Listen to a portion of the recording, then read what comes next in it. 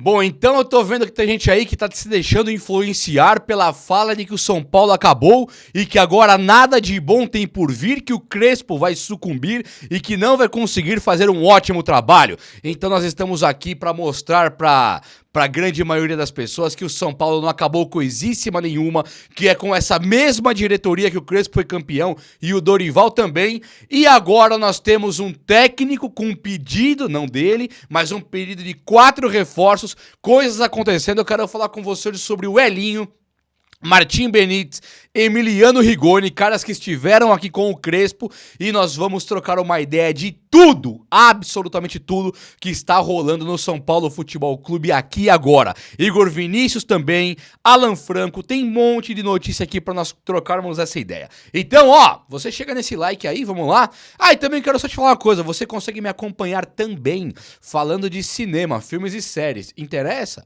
Te interessa me ouvir falando de filmes e séries? Fazendo análises assim, análises magníficas que você só viu em nenhum canal. Eu faço coisa única mesmo. Tá no Cinema com Juba, canal Cinema com Juba. Topa? Topa vir comigo? Ouvir eu falar da sua série preferida, seu filme preferido? Vamos lá! Vamos lá então! Vamos lá! Sejam todos muito bem-vindos aqui na Coletiva do Juba, aqui é pra falar do São Paulo.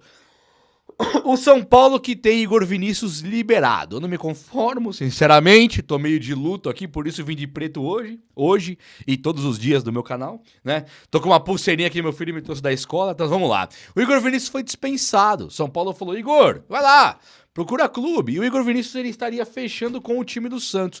E o Santos é um time gigantesco, né? Que tenta uma reformulação. Antes da parada pro Super Mundial, o Santos já tinha dado uma melhoradinha, né? Não é por causa do Neymar, uma melhoradinha. E agora ele vai levar um lateral direito que pode ser um reforço pra eles lá, né? E o São Paulo tá aqui, ainda com o Cédric Soares. É claro que o Crespão chegou. Tem jornalista por aí falando que o São Paulo ele meio que acabou, que ele não é mais um time grande, né? Por quê? Porque demitiu o técnicozinho dele lá. Então, enquanto o técnicozinho dele estava lá, era um time que tava bagunçado, era ruim, e o técnico tirava leite de pedra, né? Quando ganha a Copa do Brasil, ele não sabe explicar. Por que um time que acabou, que é pequeno, ou que o Zubeldia tira leite de pedra, por que o Dorival é campeão com esse time aí? Ninguém sabe explicar isso, né? Poderia chegar esses malucos aí na imprensa e falar assim, ó, o técnico muda jogo. Foi o técnico. O São Paulo foi campeão porque daquela vez que o Dorival tinha um técnico. Era só isso. Não precisava de mais que isso, era só ser honesto, sincero. Muito se fala de caráter nesse meio aí. Era só ter caráter e falar, o Dorival fez. O que o Zubeldia é impossível ele fazer. O Dorival foi lá e fez. Então técnico sim muda tudo. Técnico sim ganha jogo. Olha aí o Abel Ferreira que não me deixa mentir. Como técnico muda tudo. Até porque olha a seleção brasileira que não melhorou ainda. Mas por que tá todo mundo agora esperançoso? Somente por causa do Ancelotti. Então quer dizer, a seleção vai mudar por causa do Ancelotti. Mas no São Paulo isso não existe. O Palmeiras mudou por causa do Abel. No São Paulo isso não existe. O Fluminense fez bonito hoje no Mundial. Mais ou menos bonito. Empatou um 0x0, faltou o chute do Everaldo. O Renato Gaúcho não tem nada a ver com isso. Claro que tem. Técnico muda tudo. Olha aí o São Paulo quando ia cair, vinha o Muricy. Olha aí o tri brasileiro do São Paulo. Olha lá o Tele Santana. Como é que pode alguém chegar e falar que técnico não influencia em nada? Ou então que o Crespo não vai fazer nada. Vai fazer e muito. O São Paulo é gigantesco e nunca deixou de ser. A diretoria deu as suas mancadas? Deu. Muitas mancadas. É uma diretoria ruim? Acho que sim. Sim, não tem passação de pano não. Por mim demite o Belmonte hoje, Muricy Ramalho, Milton Cruz, a grande maioria. E Júlio Casares, sei lá também se é pra demitir, não sei o que ele faz no futebol. Mas a diretoria de futebol tinha que cair. Urgente. Mas daí ia falar que a diretoria também não fez nada? Que não tem time agora pro Crespo treinar? Pô, Luiz Gustavo está voltando agora, né? Nós vamos cobrar do Wendel agora um pouco mais de futebol, não vamos não? E o Enzo Dias já está lá. Vamos cobrar do Crespo o acesso do Mike. O Mike vai ter que aparecer daqui agora. Se vira, Crespo. Ah, o Mike não serve. Vamos ver 5 joguinhos? Ah, o Igor Felisberto não serve. Temos que ver 5 joguinhos. Vamos pegar o Moreira de volta do Porto, que esse técnico que nós tínhamos aí deixou o cara ir embora sem usar. Vamos trazer de volta o Moreira e vamos encontrar um lateral direito. Volante, precisa falar do volante? Vou falar só Luiz Gustavo, Marcos Antônio, Bobadilha e Luan. Negruti e Bali, vamos falar só reservas e emprestado? Tá bom assim? Tem volante, eu falo 5 nomes aqui, é tudo reserva. Tudo reserva. Temos time de sobra. Ah, tem o Oscar. Ah, mas o Oscar tá velho. Ah, tem o Matheus Alves. Ah, mas o Matheus Alves tá novo. Ah, tem o Rodriguinho. Ah, mas o Rodriguinho não dá pra saber. Você percebe que é muito jogador tem jogador pra todas as posições e ainda contamos com desculpas. Ah, não tem ponta direita. Ora, mas e o Lucas Moura? Ah, tá bom, mas e o reserva? Ah, tem o Lucas Ferreira. Ah, mas e o reserva? Ah, tem o Henrique Carmo. Ninguém serve. E na ponta esquerda? Ah, tem o Oscar. Não, Oscar não, tem o Ferreirinha. Ah, mas o Ferreirinha tá machucado. Tá, tem o Luca. Não, mas o Luca não serve. Tá, quem que serve então? O Breno Lopes, do Fortaleza? O Wesley, do Inter? É o Romero, do Corinthians, que é o brabo aí, e o Luca não serve? Vocês percebem que é muita desculpa, mas muita desculpa mesmo. Tem time por aí hoje que tá jogando com Marinho e Breno Lopes. Que era pra estar um aqui no São Paulo.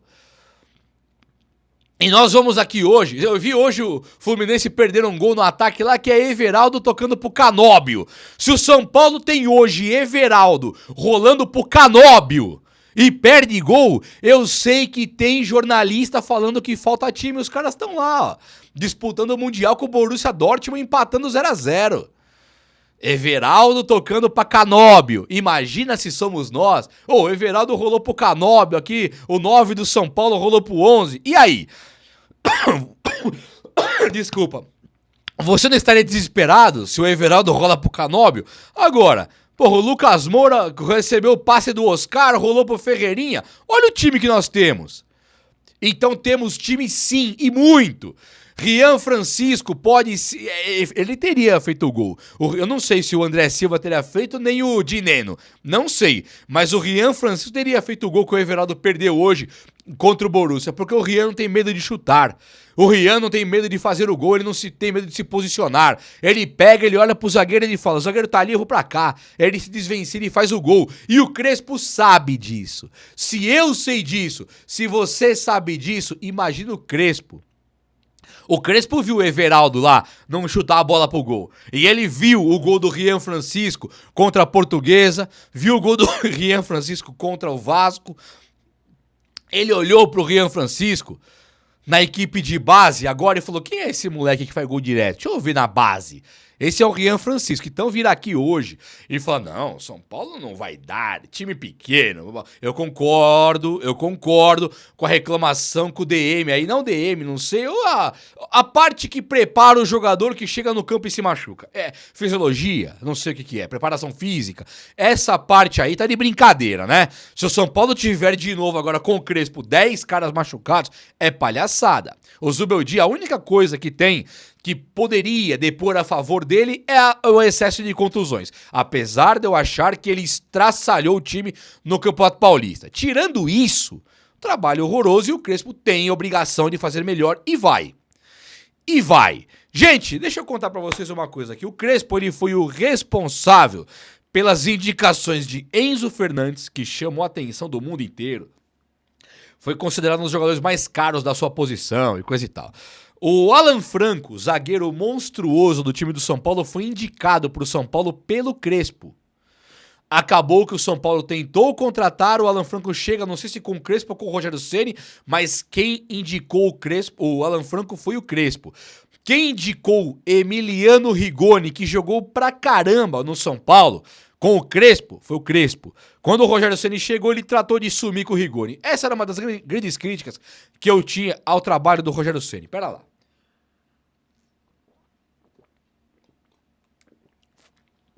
A tossezinha que tá brava, mas vamos lá, pra cima. O Rigoni, eu me conformava. Peraí, o Rogério Ceni engavetou o cara. Ah, o Rigoni é péssimo, mas com o Crespo jogava.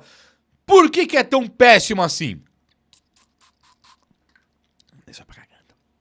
Então, já que ele jogava, e jogava pra caramba com o Crespo. Por que ele era tão péssimo assim com o Rogério? É padrão tático. Padrão tático. O Barroca, o técnico Barroca, você deve lembrar dele do Botafogo, Atlético Goianiense, vários times aí, o Barroca. Ele tava num programa de podcast e aí ele falou do Crespo. Na época, resgataram esse vídeo, eu tava assistindo. E o Barroca, ele falou assim, ó, meu, jogar com o Crespo é difícil pra caramba. O cara coloca um 3-5-2, mas não é 3-5-2. É um contra um. Ele coloca jogador batendo de frente com o jogador meu. O meu jogador não respirava. Não dá pra dominar a bola que tem alguém do São Paulo em cima martelando. E isso você pode tentar driblar, né, no padrão tático, jogando sem a bola. Só que ele falou, só que o Crespo sabe fazer isso. Ele sabe montar um time pra combater o outro lá, fazendo 1 contra 1 como ninguém. Palavras não são minhas, palavras do Barroca, que jogou contra o Crespo e ficou surpreso com o trabalho tático do Crespo. Então agora nomes como o do Benítez, por exemplo, que eu não tô falando que o Benítez vai voltar não, mas tô vendo pelo Caleri e André Silva o quanto caíram recentemente com o Zubeldia. O quanto que o Oscar chegou melhor e caiu de produção com o Zubeldia. O quanto que o Cedric, Enzo Dias, Arboleda, Alisson, Pablo Maia, o quanto esses caras todos chegaram melhores. Quando o Zubeldia chegou, ele começou a piorar os caras, inclusive a base. Lucas Ferreira sobe melhor e piora, Matheus Alves sobe melhor e piora. Então agora isso acabou. Isso acabou. Então o São Paulo volta agora para uma prateleira excelente do futebol.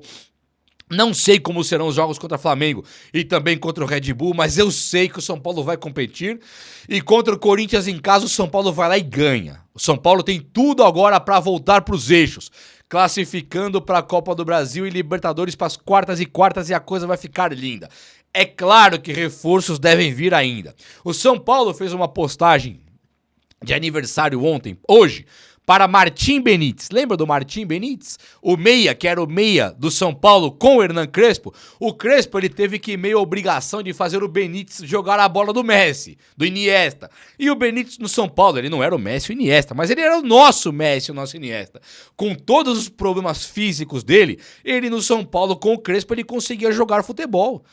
Por quê? Porque o Crespo sabe pegar um meia, ainda que esse meia não seja esse cracaço, esse perfil físico, não é o Mbappé, né, o Endrick, quem mais é um perfil físico avantajado aí, sei lá, o Pablo Maia, não é de físico, mas é um cara que sabia jogar bola, o Crespo conseguiu fazer o meia ser meia.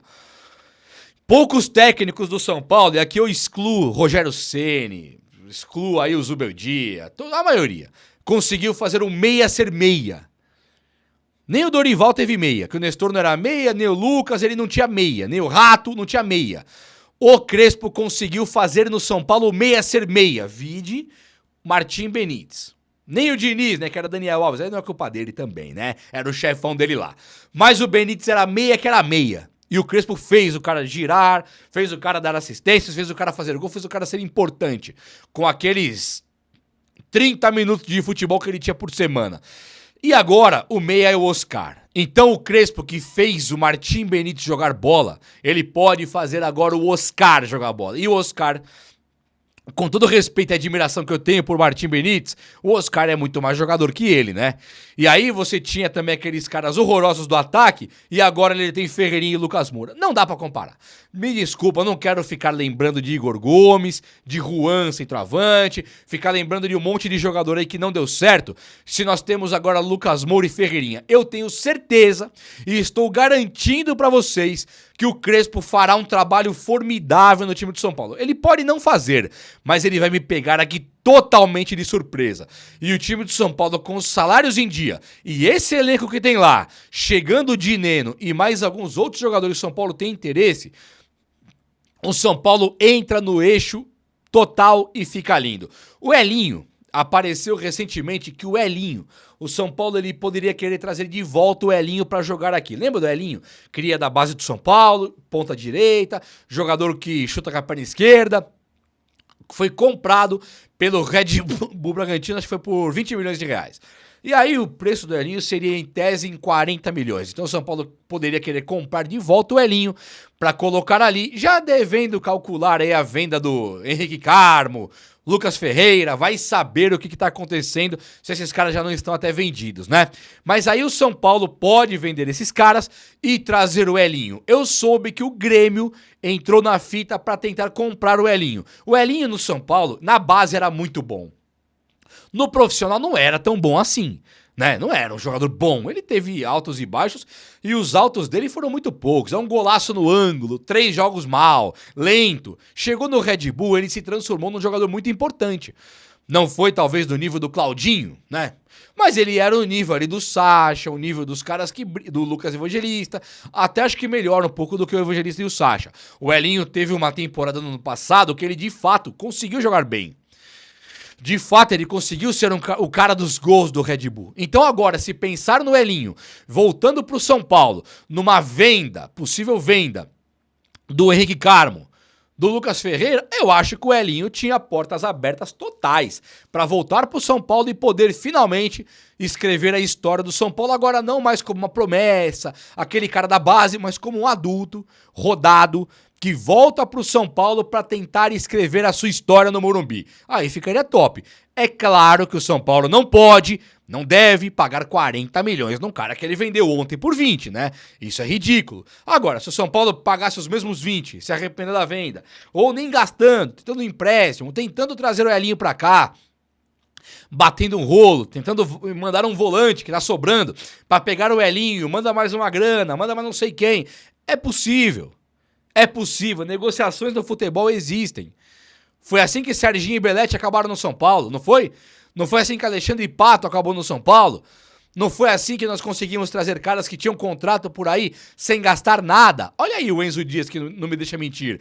Olha lá o Galopo jogando o Super Mundial que não me deixa mentir. Então nós temos condições de nos reforçarmos, de sermos um time melhor, mesmo sem gastar, usando inteligência, usando a sua equipe de base e entregando pro Crespo agora um time absolutamente competitivo, coisa que o Crespo merece, precisa ter, e nós, São Paulinos, vamos finalmente poder voltar a sorrir.